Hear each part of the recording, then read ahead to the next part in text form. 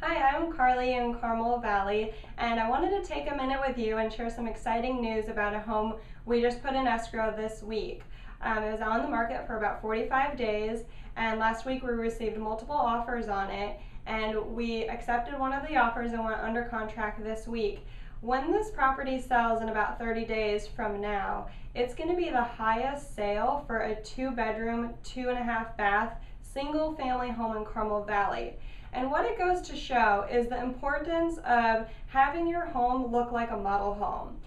These clients took the time to have it professionally staged, and they took the time every day to have it in perfect condition. So when buyers walked through the door, they felt very comfortable and that they could hang out in this home and imagine themselves living there. So what it goes to show is make sure you take the time when you're getting ready to list your home, that you go through all the steps to make sure that you prepare yourself to be able to position yourself in a way that you can get the most amount of money in a market like that we're in today. So if you have any questions or want to get our opinion on what you can do so that your home's ready to hit the market and get it sold, give us a call at 858-231-6722.